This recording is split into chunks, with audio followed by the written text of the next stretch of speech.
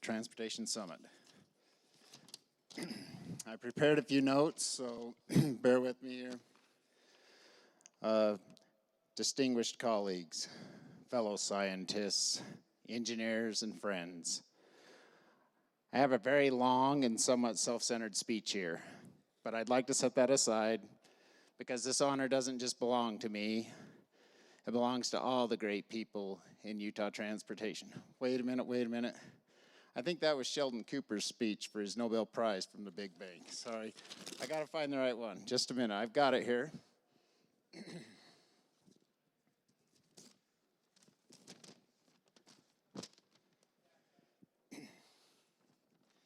Greetings, Earthling.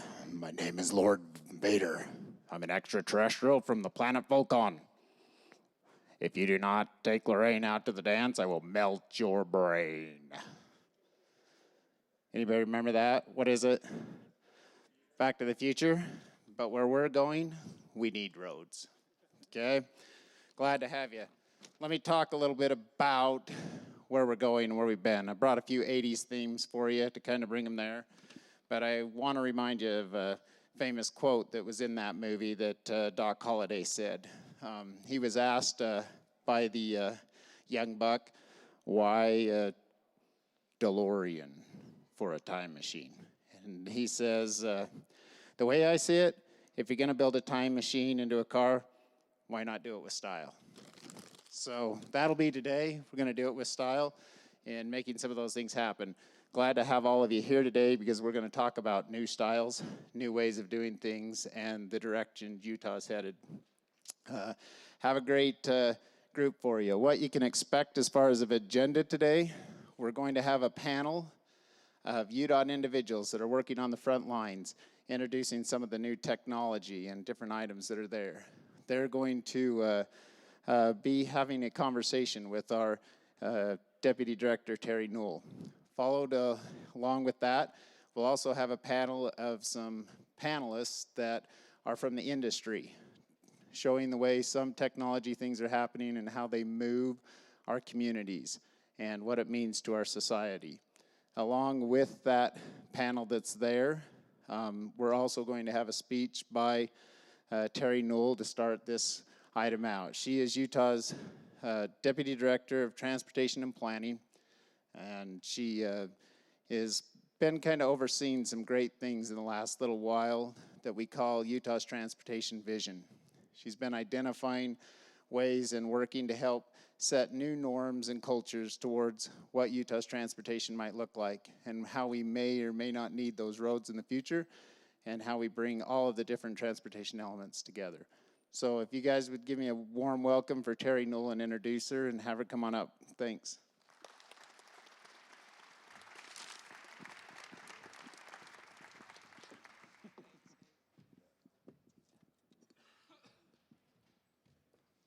Okay, thank you. I'm glad to be here today. So I want to start out by talking about what I talked about last year at UDOT conference. I told the story of my grandmother and her family and how transportation improved their lives. And what I want everybody to think about as we're talking about technology and the future, what I want everyone to keep in mind is how transportation really can enhance the quality of life. And with that in mind, as I was reading some articles, this line popped out at me. One of the greatest promises of the fourth industrial revolution is the potential to improve the quality of life for the world's population.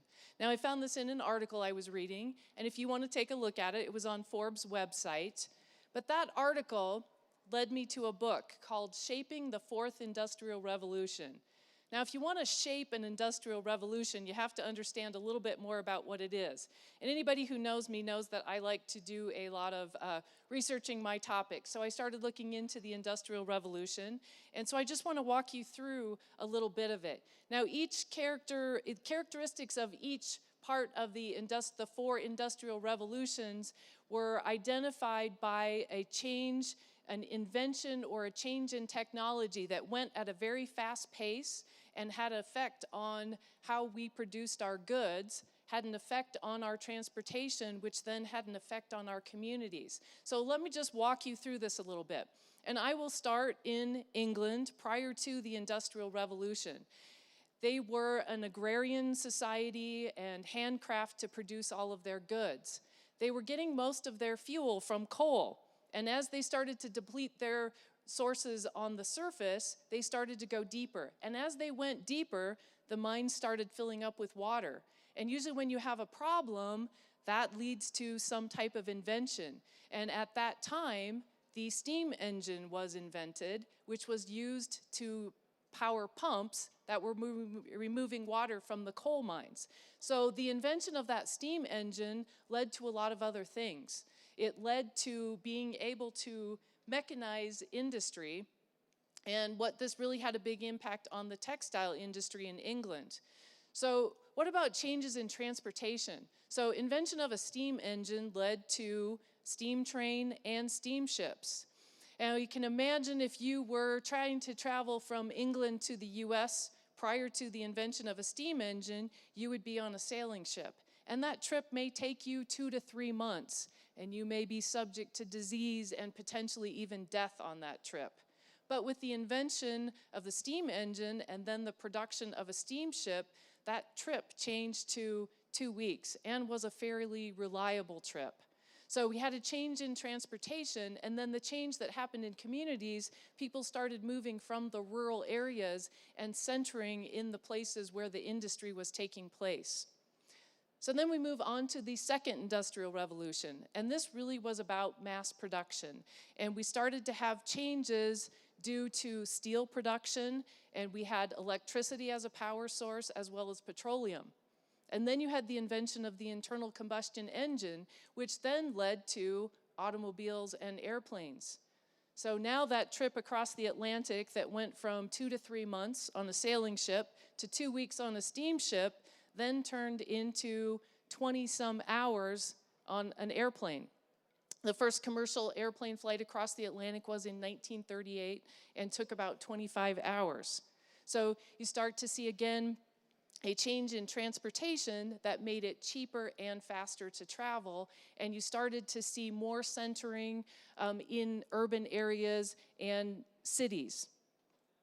So with the third industrial revolution, this was really the introduction of computers, and it was about automation.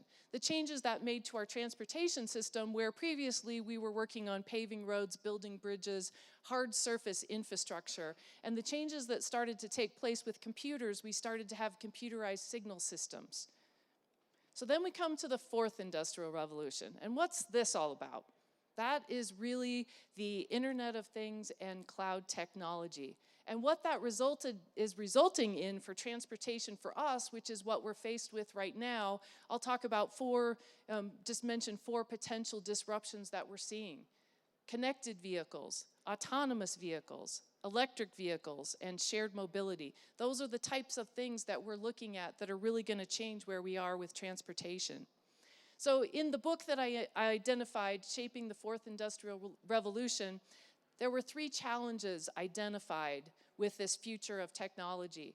The first one was social equity. And I think that as a DOT, unless you're working in the environmental space, that's probably not something you think about a lot. But if you think about some of these advances we're taking and making vehicles safer through automation, if you are low income and can't get one of those newer vehicles, does that leave you in a less safe situation? These are things we need to think about with how we deliver our transportation system. The second one is about unintended consequences. So also with automation, initially people said, oh, this is going to be our answer to congestion. We have all this growing population, having cars be able to travel closer together, that'll solve it. But what we're really starting to think about now is it may actually result in more cars on the road, and we may not have actually solved our congestion problems. So these are things we need to be thinking about. And the third thing he identified was that we need the fourth industrial revolution and how we deal with technology to be human-led and human-centered. So I've got a statement here that packs a lot into it. So let me just read it to you, and then I'll go through a couple of pieces of it.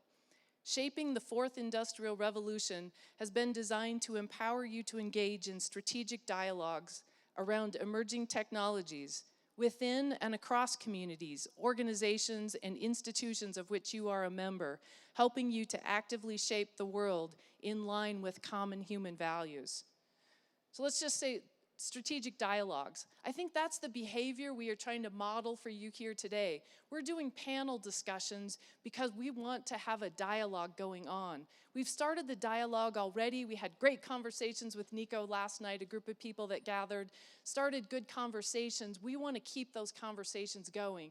We need to learn from each other and talk about all those future technologies. And then we want to actively shape that future. We don't want to just respond to the technology. We want to be engaged, understand it, and think about how it's going to help us. And as we do it, we need to keep in mind human values. So how do we figure out what we value as a society? Now, UDOT has started working on this to try to understand as a state what we value. And we started doing this through a process we call Utah's Transportation Vision. We were asked by the legislature to develop statewide strategic initiatives across all modes. And in order to do that, we had leaders from transportation and transportation-related agencies and organizations. We asked the governor to help us out. You can see maybe you can see the governor in this picture. You can see Carlos waving his arm to introduce the group. I got a laugh out of him there. So we gathered this group together and had really important beginning of a discussion about what we wanted as a state. And across a bunch of organizations, what do we need and how can transportation help us get there? That conversation went all over the place, but a resounding theme that came out of it was quality of life. And that's something that we value as a state and we need to work to enhance. So let me just show you a video that talks about some of the outcomes of that process.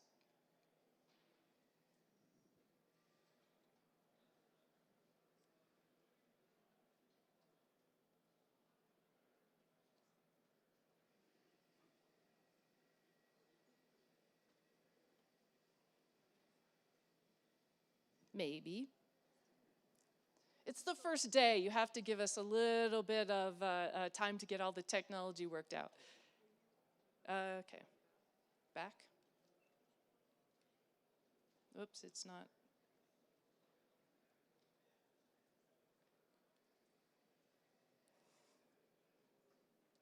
It worked, I swear, when we tried this at 7 o'clock this morning. This will give time for more people who are in the lines. It's no secret that Utah is growing. As one of the best places on earth to live, work, and play, many people who grew up here are staying. And many are coming here from other places. With this growth come both challenges and opportunities. At UDOT, we have the challenge of keeping Utah moving in the face of rapid growth, but we also have the opportunity to work with leaders, residents, and other stakeholders to shape our communities in new and better ways as we grow. We have an opportunity to help build the communities of our dreams. UDOT worked together with transportation agencies, community leaders, private and public sector stakeholders to develop Utah's transportation vision, a pathway to maintain and enhance our already high quality of life. We arrived at 4 key outcomes that our transportation system must deliver. It must provide better mobility. The system must support a strong economy. Transportation needs to take a greater role in promoting good health. Our system must connect communities. When transportation works well, it's a seamless part of everyday life. As we provide for better mobility with more transportation choices, it will quietly but surely strengthen the economy, promote better health, and connect all of us as members of stronger, more prosperous communities. In short, we'll create communities of our dreams that deliver quality of life to everyone that lives within them.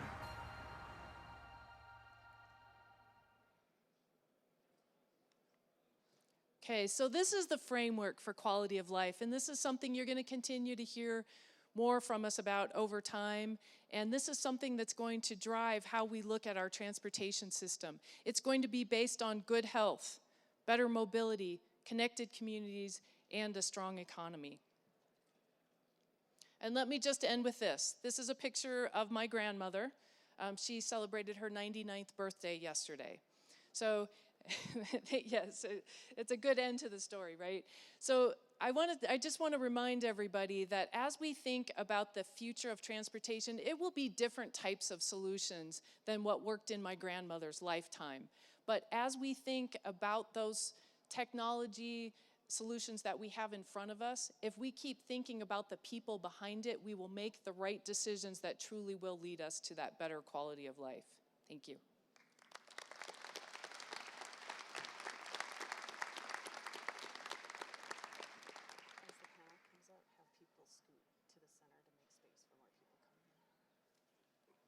All right, so now I'm very excited to have us do a panel discussion, and we are going to ask before I ask our panelists to come up, I'm supposed to remind the audience, if you can scoot to the center as we have more people coming in, we have people standing against the walls at the back.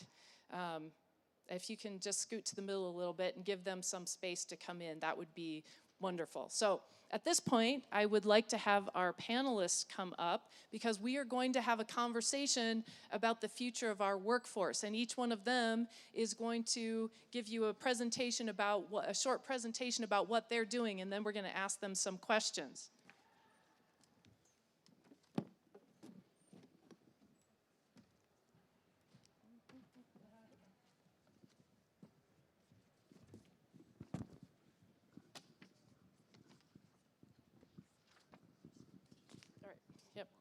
Okay, sorry about that. Trying to find my glasses and hang on to everything here. So, okay, we have Paul Wheeler.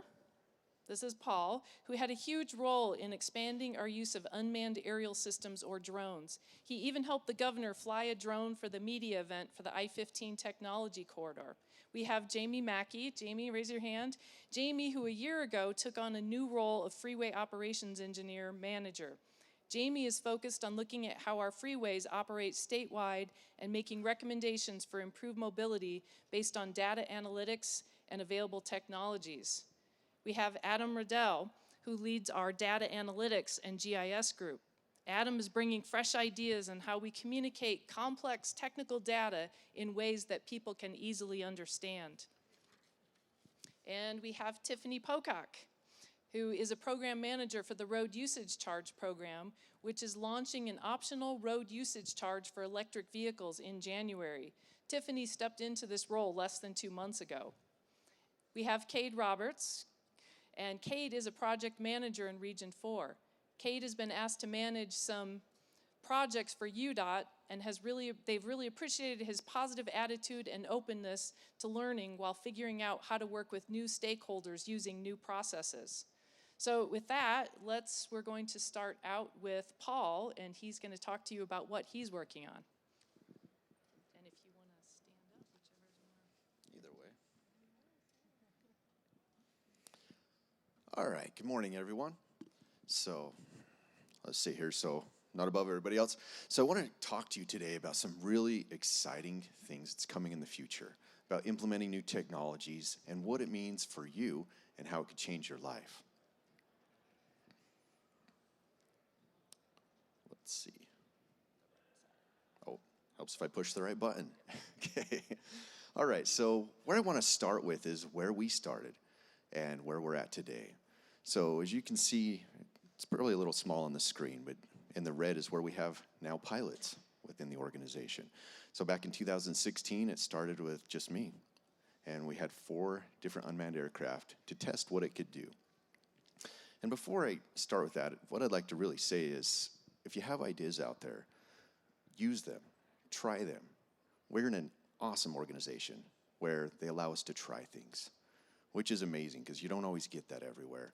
So if you have these ideas, try them out, because what it can do is really change the way you'd work, and not only the way you work, but what you can do in the future. So with that, as you can see, it started with me. They allowed me to get 4 drones, or 4 unmanned aircraft.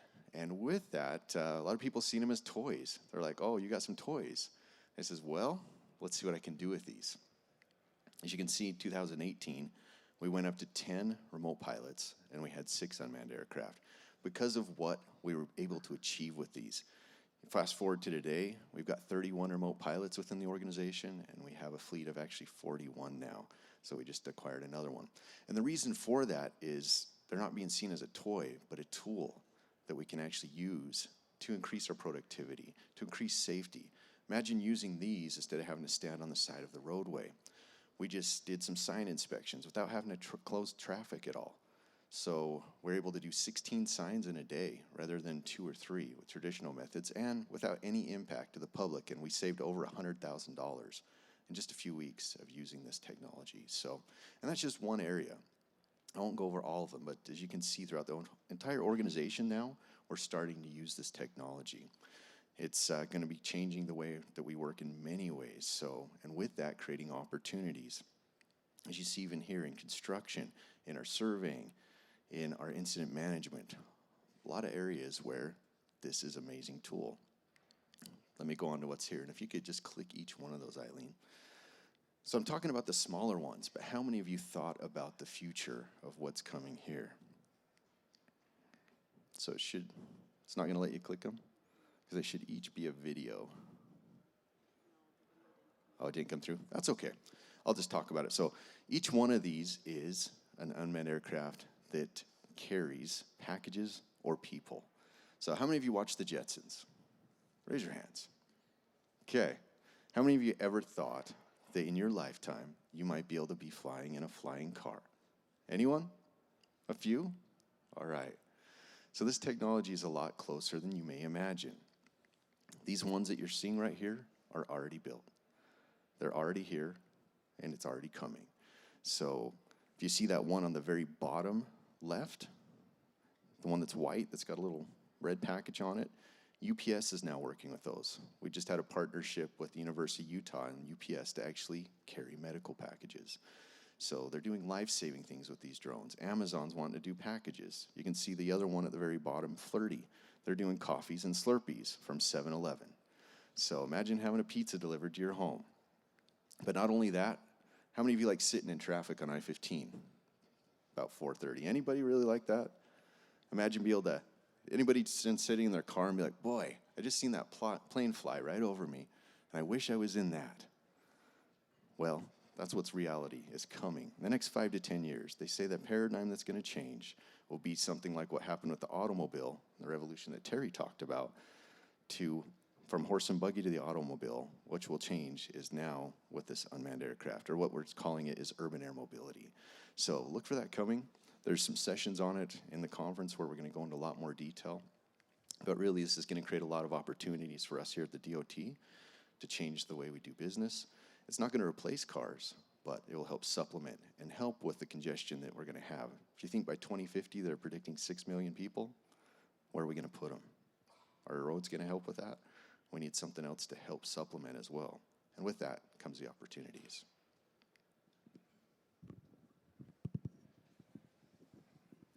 Hi, everyone. Thanks for showing up this morning. My name is Jamie Mackie. I am the Freeway Operations Manager, and I work at our Traffic Operations Center. Before this role, I was a Signal Operations Engineer, also at the TOC, and I played a big role in the development of our automated traffic signal performance measures. So my current role, we work on the express lanes. We operate and maintain the ramp meters, as well as a slew of sensors up and down the freeways to collect data. I also have a group that specializes in traffic modeling and performance measurement. So one thing we're looking forward to in the future is called managed motorways. And it's a concept out of Australia, and it involves many things, but one part of it is a pretty accelerated ramp metering using really sophisticated sensors and algorithms. And it's based on this basic concept, a traffic flow theory. So if you look at the chart I have here, and if you know me, you're never going to see a presentation from me without a chart. So too bad. You're going to learn something today. So this is the relationship between speed and volume on the freeway. It's theoretical, but in theory, if you look at where the green area is, that's sort of the middle of the night when there's not very many people on the road, speeds are really fast. And then as you add more and more cars, speeds tend to get a little slower, and at some point you hit this critical density, and performance on the freeway really collapses down back into this orange area. And that's where that's what we experience almost every single afternoon and morning on our freeways. And if you look at the x-axis there's a big difference between the volume in the blue realm and the volume in the orange realm. So every day we lose the capacity that's equivalent to a lane or two on our freeways. And Managed Motorways proposes that we can stay in that blue area. It's going to take a lot of skill and knowledge to actually stay there, but the benefits are pretty significant. So this chart comes out of a Managed Motorways study that was performed a couple years ago here. This shows I-15 southbound in the PM peak from I-80 to 90th South. The orange are the speeds that we experience today with our ramp metering system. The dark blue at the top is that potential with Managed Motorways, that we would be able to achieve and maintain speeds of more than 50 miles an hour throughout the PM peak. The gray area there is the opportunity that my group sees that we can start to encroach on. So success with Managed Motorways will take a couple paradigm shifts. It's going to take some technical challenges for us here at the DOT in terms of operations, maintenance, and design, but it's also going to require some change from the public. And it's going to require behavior change, as well as a perception of the role of ramp metering and what those freeway lanes are for. That change, so for example, if you're sitting at a ramp meter and you wait there 2, 3, 4, 5 minutes, the travel lanes next to you are fast. And you might be sitting here thinking, why am I waiting? You get on the road, you go downstream, and it's still fast. That's exactly what people call us at the Traffic Operations Center about today. And we would get a lot of phone calls if we flip the switch into Managed Motorways today. But that's exactly the future that we're expecting the public to accept. So that change isn't going to happen overnight. We see the ability to make small incremental changes and start playing with some of these concepts and slowly over time start changing the expectations and behaviors of the public. And if nothing else, we will at least learn some valuable lessons as we move forward and start deploying some of this technology. Thanks, Jamie. My name is Adam Riddle. I'm the Data and Analytics Manager here at UDOT. And I have the pleasure of leading a pretty awesome group of people. We've got data scientists, and we also have some GIS people in our group. And I've had this position for just over a year now. And before that, I was a GIS analyst, and that's where I started my careers in GIS. But lucky for me, my degree was a lot of computer science meets geography, so it was a really good fit and transition into my current position that I have now. We're doing a lot of cool things, and we'll touch on a few of them, but I also have a session Thursday, just right over here, flip side of this curtain, right before lunch, so check it out, and we'll dive into a little bit more of the details of what I'm gonna briefly touch on here. So, raise of hands, do you think Google Maps was released 15 years ago? Raise your hand, or 10 years ago. So 15 years ago? Okay, 10 years ago. All right, so it was actually in 2008, so just over 10 years, which coincidentally was the same year that Monument Valley was on the front of the Rand McNally Atlas, so that's kind of cool. I was like, wait a minute, I recognize that.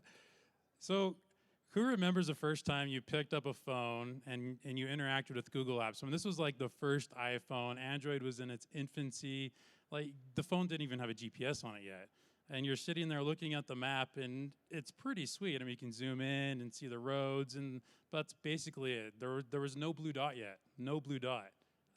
And that was only 11 years ago. So now, fast forward, sorry. Google Maps, 11 years later, you can see when your favorite restaurant's open. It'll tell you what the traffic flow is on I-15 from Jamie's sensors. And it's aggregating data from everyone else who's using Google Maps. You can see when the train's gonna leave. You can see if the train's behind schedule, when the bus is gonna leave. You can find the best way for you to bike to work based on elevation and shoulder widths. Like, this is all in Google Maps. And so I wanted to kind of use Google Maps as my platform for this discussion, just because we all use it. I mean, most of us have a mount in our car now, and even though we know how to navigate the roadways in the Wasatch Front, we still use it because we might not know that there's an accident on I-15, and Google will just reroute us around it. So it's that kind of connectivity and, you know, transparency in the data. Like, there's so much data behind what's going on and getting you home safely that you don't even realize it. But that's just the tip of the iceberg. We're going to be doing so much more cool stuff. So what are we doing now at UDOT? And I'll speak from the scope of my group. Right now, we're working on building a data repository, and we're putting it up on a cloud, and it's going to be a one-stop shop for all data UDOT. So anything from Jamie's traffic data to imagery from Paul's UASs, that's all going to be in this warehouse. And it's not going to be just for UDOT. It's going to be for our partners. It's going to be for public companies, so they can hit that data, and a lot of it's going to be real-time data. So they can just plug into the data and build, you know, maybe the next cool thing, something cooler than Google Maps, right? So we're helping get the data out there so people can do these neat things with our data. But also we're building the infrastructure, and not just the physical infrastructure, but the coding and the machine learning to manage all of this data, because there's going to be a lot of data out there, and not all of it's going to be actionable, and it's not going to make sense right now, but some of it is. And so we need to find those small, you know, packets of data that matter right now, and we need to make action on it. A lot of this is just going to happen. The machine's just going to do it. We're going to train machine learning models to just see a trend. You know, maybe the flow on 15's doing really well, so we're going to turn the ramp meters green. That's just going to happen automatically. And then maybe it starts backing up. Based on some sensor data, we'll turn that light red. So it's these kinds of interactions and just this transparency of all these things happening in the background that hopefully the users of our roadway system in Utah don't even know about. And with that, I'm going to toss it over to Tiffany. Thanks, Adam. Oh, can you guys hear me? I have a little voice, so I tend to have to put it really close. My name is Tiffany Pocock, and I am the new Road Usage Charge Program Manager as of about a couple months. For those of you who don't know what that is, there is a session this afternoon that you are welcome to attend and learn more about what we're doing for our launch here coming up in January this year, as well as the research and innovation and kind of the national platform that is happening. Shameless plug over. Like Terry and Paul said, the fleet is changing. We're revolutionizing almost, if you will. Right now, of the 3 million DMV registered vehicles in Utah, about 10,000 of them are electric vehicles, and we've got about 50,000 hybrids, but they're growing. On average, for the last several years, electric vehicles have grown about 50%, and hybrid vehicles continue to grow, even though they've been out on the road for several years, at about a 15%. So what is the future? Sorry, I'll go back to this for a second. So as the fleet changes, the power of kind of the gas tax goes down as cars get more fuel efficient and more electric vehicles are on the road. They're not paying for gas. So the gas tax was an elegant way to pay for our transportation for the last 100 years, and we need to figure out how to do that for the next 100, whether it's in the air or electric vehicles or by bus or bike. So what is the future of Rook? There's a lot going on.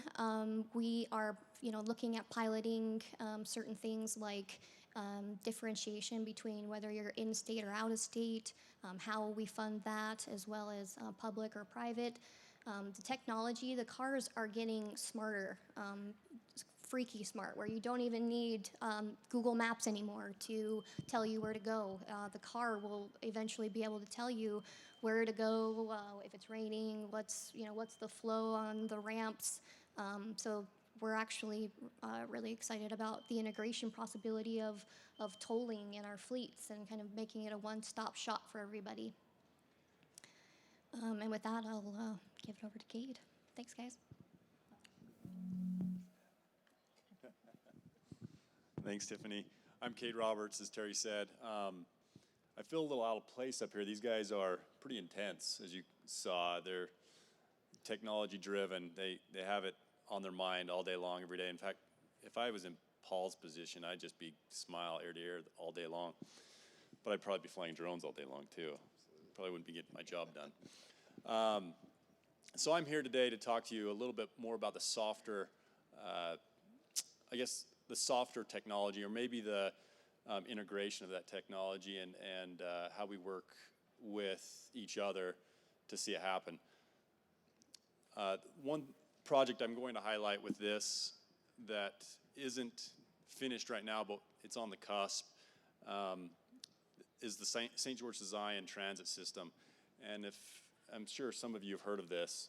It came to be from Senate Bill 277 with the hotspot funding, and there's quite a number of projects that were funded that way. This one came to help with tourism, to decrease congestion, to improve the economy through the area.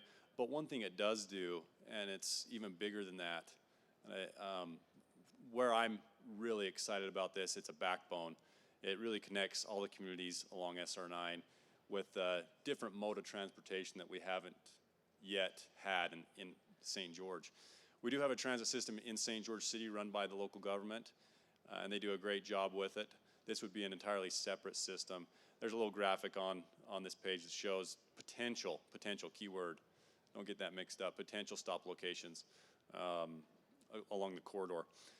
This would provide a number of things. It would provide, obviously, relief from congestion. It would also provide just another mode of transportation that people could use to get up there. But it would also just increases the quality of life. It gets cars off the roadway. With this picture you see right here, this isn't, I'm sure a lot of you have been to Zion. Raise your hand if you've been to Zion. Is this pretty normal? You see cars like this stacked through there? If you've been there Memorial Day, you're going to be waiting a couple hours to get in. My family, we spend a lot of time in Zion. We spend a lot of time recreating. Don't look too closely at that bottom picture because I do have my shirt off, but I'm wide enough it looks like a t-shirt. So we love it there. This is just, I say that for one purpose. I love where I live. I love Utah. And I think that's kind of the general consensus of most people here. And preserving that, but also moving forward with these technologies and making it better with these technologies is kind of the key. As I said, I'm a manager as far as project. I manage projects, big to small. This one in particular is very different. UDOT hasn't done a lot of transit systems or helped put together transit systems. This system did come with a commitment that the local agencies commit to 10 years and commit to fund it, besides what we help with funding. So it created a couple of issues. It created a lot more stakeholders rather than us. I'm not going to say that's an issue. I'm going to back off that word. It created an opportunity. Jamie said opportunity. There's a lot more resources and a lot more people with ideas involved with that. So let me get started on my strategies. When I got this new project, and I think with any new project that's out of the wheelhouse, outside the wheelhouse, there's definitely some strategy to get started. And the first thing is Stephen Covey. He's my favorite. Some people don't like him. Stephen Covey, start with the end in mind. That's UDOT's vision, mission, and goals. If we start there and think, okay, what do we want to accomplish? It's pretty much laid in front of us what we need to do. Think big picture. A lot of times we get stuck in the weeds. I have some of the cities and counties here from Washington County area, and they can attest to that. We've been in meetings where we go from talking about how to govern this system down to, You know, what's going to be on the buses, Wi-Fi or, you know, whatever else. And we were still needed to pull it back up to that higher level. So think big picture, how to get to the end. And then the big thing is listening to our stakeholders. We're all part of this. I mean, UDOT, more than ever, we're integrated. And I think you're going to hear more of that today. I don't know if Carlos is here. I'm sure that he's going to talk about that. Oh, great. He's here. Anyways, he is speaking at lunch. I'm sure there's going to be a lot more of that where we are intertwined with these communities and they're intertwined with us, and we have to work together. And this project has been just that. It's been interesting to see how everyone goes hand in hand to see and make this happen. This is the one I love the most. I'm realizing more and more. I'm an engineer, by the way, and I thought I was really smart, and then I met Paul, and then I met Tiffany, and so on and so forth. And I'm realizing real quick that I'm not the expert, but surrounding myself by the experts, I get a lot done. And these guys know what they're doing, and I hire experts now, which is really nice, because they tell me, like, this is the way, and I can just kind of follow along and help be part of the creative process.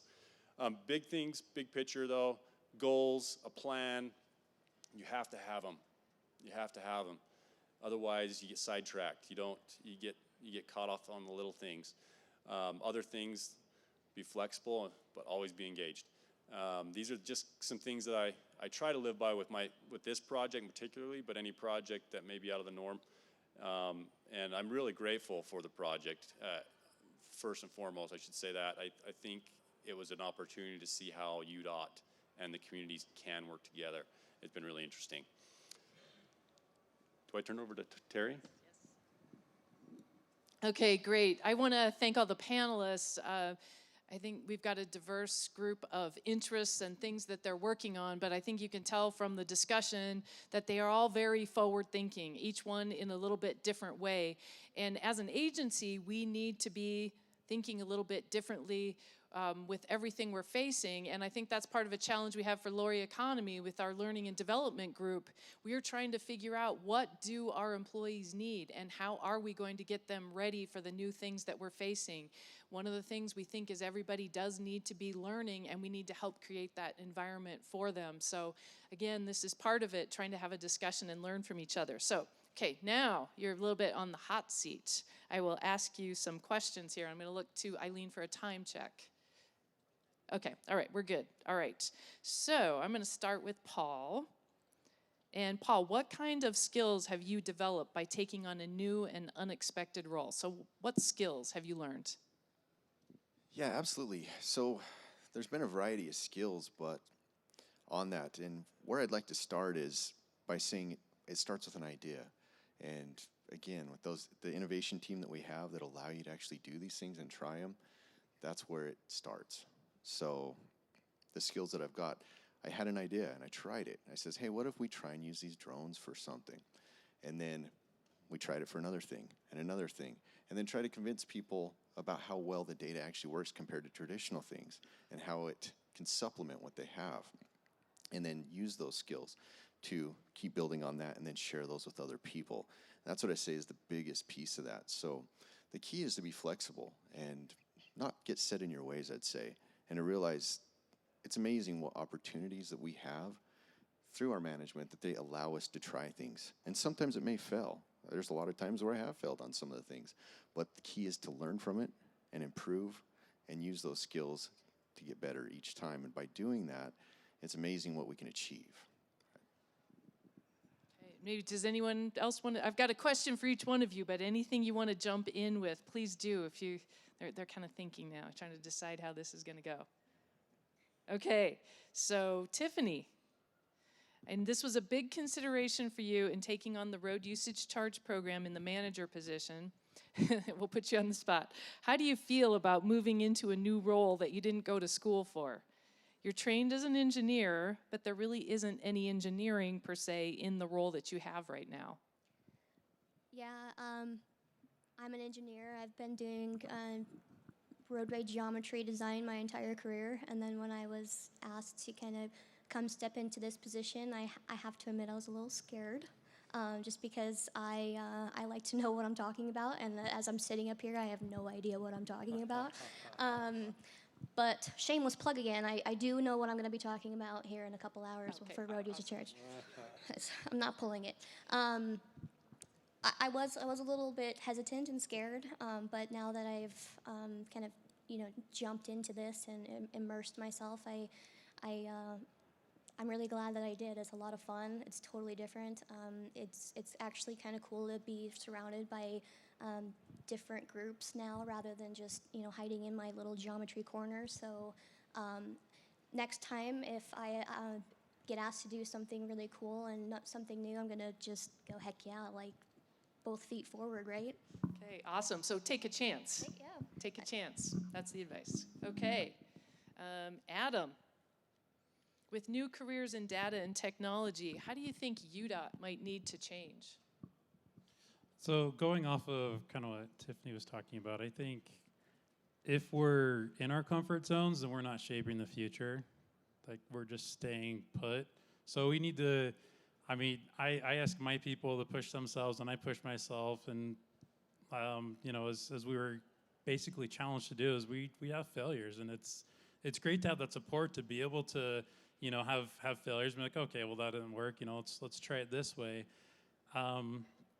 But going back to your question, Terry, employee development, as you touched on, right now we're working on building a career path for our GIS professionals, and I think that's going to be kind of a cookie cutter for our data people and for a bunch of other different professions in the department.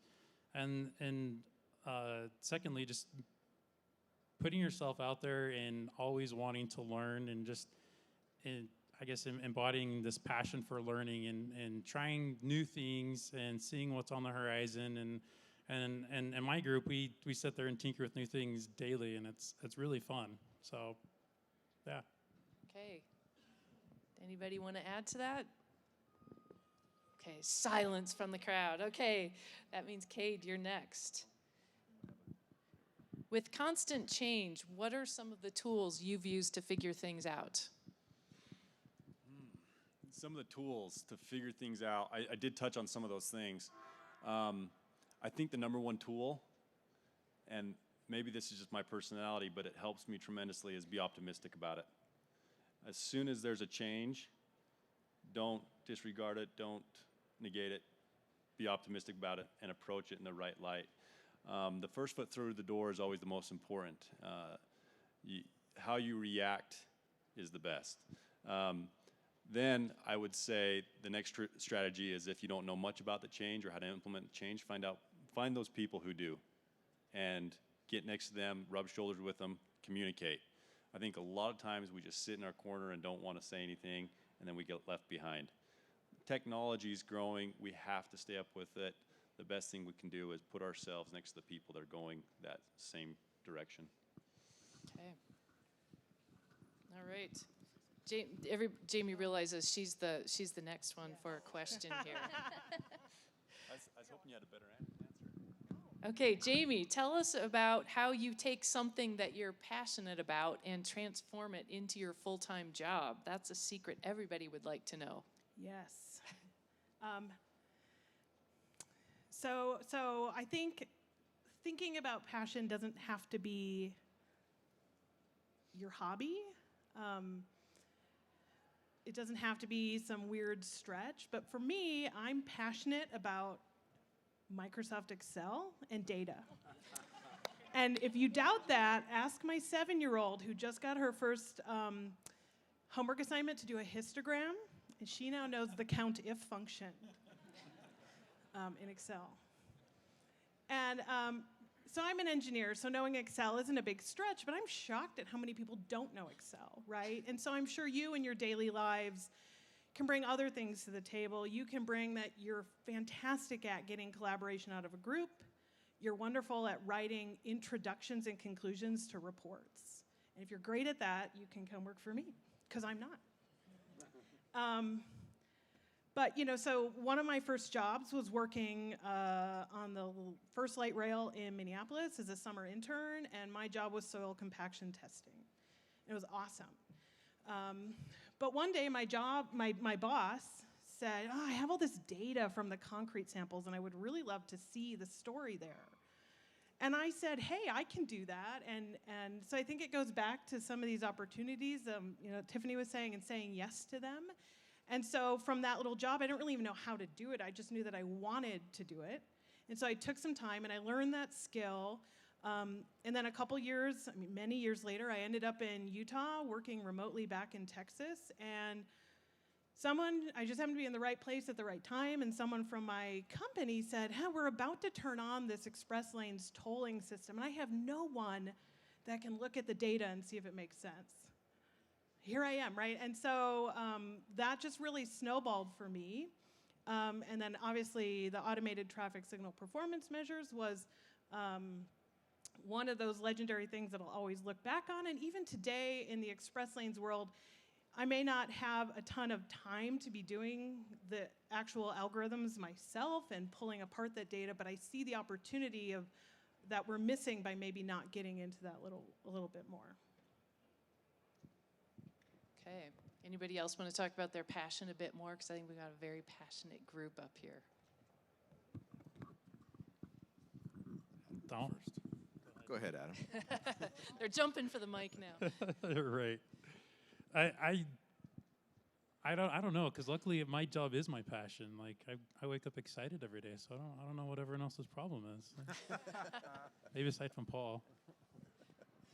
I could concur with Adam. If I grew up flying RC stuff, and if you told me that today I would be doing that for my job, something that I love, I would have thought you're crazy. So something that I was passionate about and had fun, and now it's exciting for me to teach people how to do that same thing. And then not only teach them, but when they're using it, and I started out as a surveyor here, and let me kind of digress on this, but if you've been out in the complex area, anybody seen the rock that's there? Anybody read the names of the memorial? If you look at those names, the greatest profession that's lost the most lives is surveyors. And being out there on the road, I understand that when I was a surveyor, because it's very dangerous. And now being able to have a tool like that was fun to use, but it'll actually save your life. Instead of having to stand there and getting rocks flipped at you by a semi driving past you, you can survey some of those areas and be in a safe area. It's something I'm really passionate about. So the statistics are crazy about how many people die on the roads. It's one person pretty much every week that's in our line of work across the nation. It's staggering. But if we can save those lives and still have fun doing it, that's why I'm so passionate about this, because I see how things are changing. And it's fun to go to work every day. And again, it's excited to teach people to use the same technology and share it. And then that brings me joy to see when they use it and still have fun in their job, and they're getting paid for it too. So it's a great thing. I have lots of passions. No, I think one of my passions, I agree with all these that you guys have stated. I love what I do. I love problem solving. And one thing I do enjoy, though, a passion of mine, is collaboration. I like to see when people get on the same page. I like to see, and maybe it's more of a communicative thing. I feel like, well, local stakeholders, they're some of my closest friends. That's because I'm an engineer. I don't have many, so I have to link onto these guys. But I get to spend time with them a lot, and one of my passions is just seeing the community itself grow from collaboration. My passion is biking, so not really. What's fun though is that with my position and being able to tell everybody what the vehicle miles traveled trending is a little scary, right? So I'm passionate about changing that trend and being able to maybe we're at a crest and now we can come back down and maybe start to pedal rather than drive. Even though Teslas are cool, I mean let's get it. Okay, let me throw one at you. I kind of warned you about this one, but I'm going to put a different twist to it, Jamie, just especially for you. So we've talked about quality of life and the framework that leads to quality of life. So I want to have each one of you pick one of those that is important to you personally. So think about yourself first. This is the one Jamie didn't want to do. She jumped, I'll talk about work. But I want you to think, because I want everybody to internalize it, think about which piece of the framework is most important for you personally for quality of life, and then look from your work perspective and think if there's a different answer there. So who wants to jump in first on that one? So think about it personally and then think about it for your work role. So connected communities is my personal choice because it's got a bike on it. I mean, come on. And my work choice would be the connected communities. Did I say that twice? You did say it twice, but tell us why. Because, like I mentioned kind of in our little short description of what we do, we're going to need to be able to communicate with these cars in order to better understand where they're going and how far they're traveling and when, to better understand our system. So being connected with those vehicles is crucial to the success of our program. So success of your program, but then how's that relate to quality of life? What's that next leap with it? Because like I said, I'm hoping that we're at that crest of vehicle miles traveled and it goes down. I don't want to see the congestion on I-15. I don't want to be up in a drone. I'd like to just be able to walk or bike. So less cars on the road is my goal. All right, I'll go next. I have a mic, so I'll start talking. Personally, I think my personal driver would be mobility. Like you, like Tiffany, sorry, I should speak not to you. I can speak to you. I enjoy biking as well. I enjoy the options to get off the road, personally. With that said, I think in my job, connected communities is the most important, and specifically because we have a little bit of disconnect in our communities, which we're fixing a lot of right now with Southern Parkway and the transit system. But we're providing more opportunities to get to each one of these communities with little or impact. Right now we have 30,000 plus cars a day on SR9, and when I was a kid out there, it was a 2-lane road. So there's obviously some issues that we have to manage, and the connected communities is probably the most important in my job right now. Okay, so since you made this personal, I'm going to pick health, right? That was one, right? Health. And so we live in this small urban neighborhood with a super tiny house for 5 of us, and we do so because it gives us the lifestyle we want and a little bit more of an active lifestyle. We walk to elementary school, we can walk to the grocery store.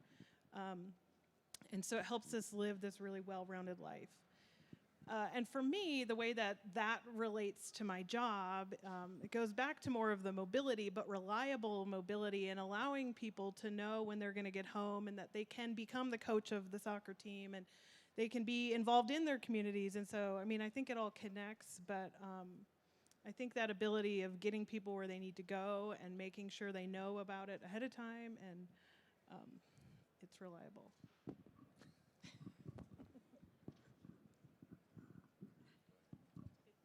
All right, so personally, for my family and I would go with health, but I mean, obviously that dovetails with connected communities and, being able to use active transportation. But personally, health, and then for professionally, connected communities, but also economy, because if you think about it, and it's one of the governor's initiatives, is, we're building things as such that people can live not even in the state and work for UDOT.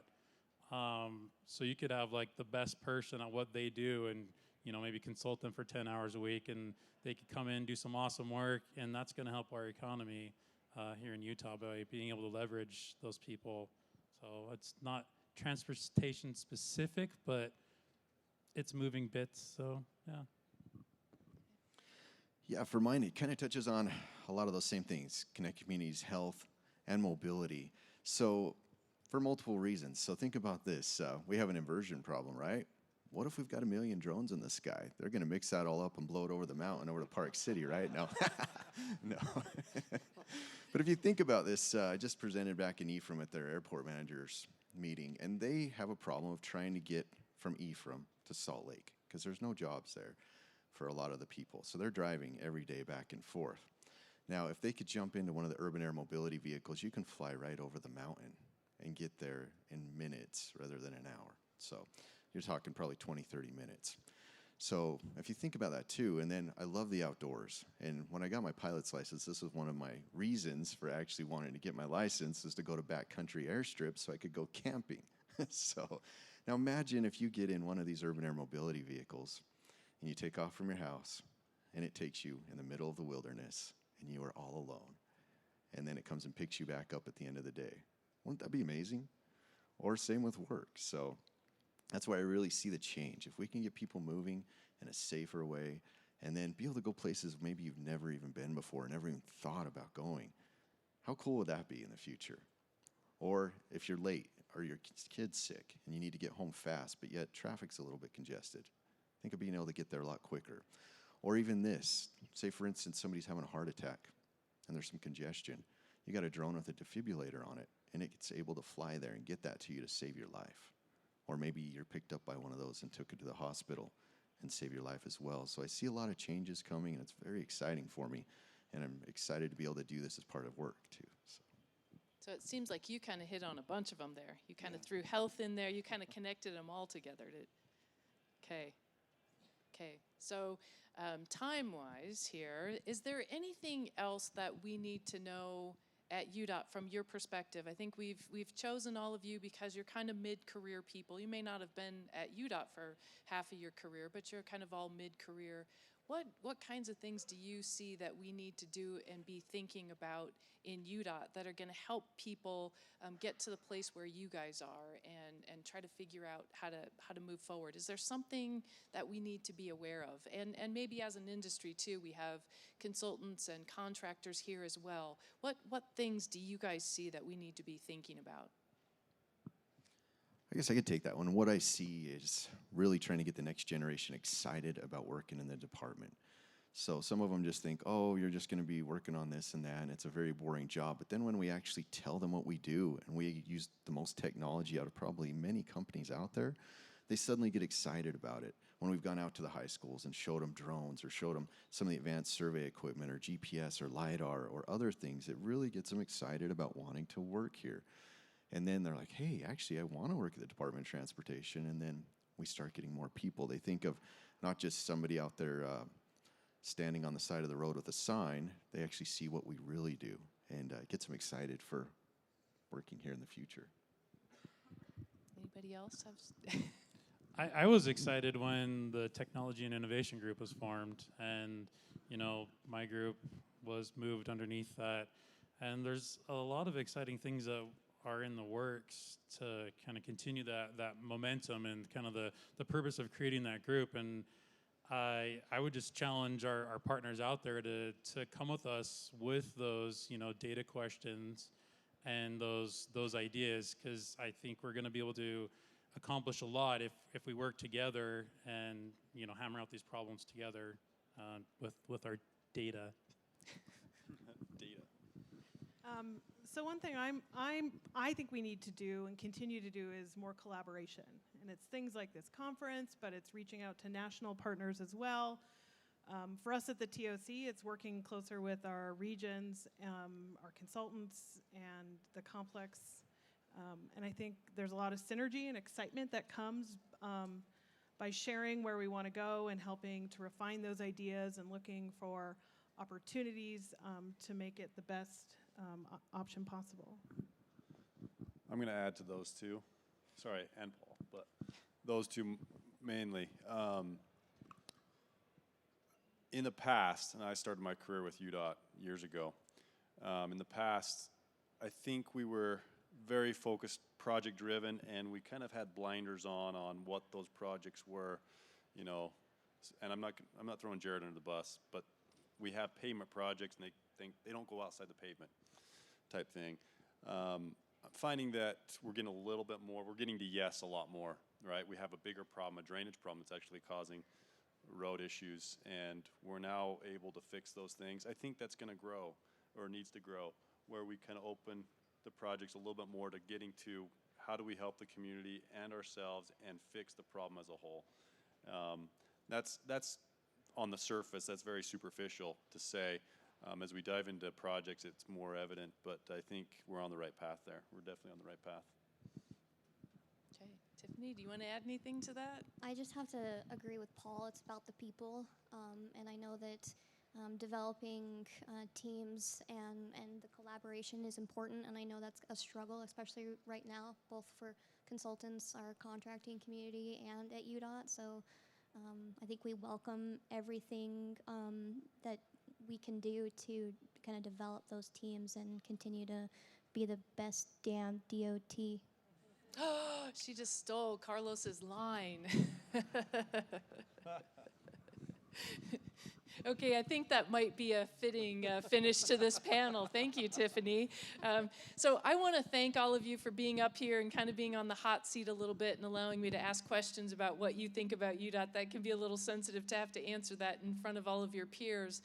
But I think this is an important discussion. I think it's helpful because we are facing such fast pace of change that we have to have our employees willing to learn, be excited, and I think if we as leaders can make sure we're trying to put people in places where they're passionate, I think that's going to help us a lot. But we are going to be a learning organization, and we need to have the right tools to help everybody get there, so we need to attract and retain employees, and we're going to need you guys with all of your passion to help us do that. So maybe a round of applause and a thank you to our panel.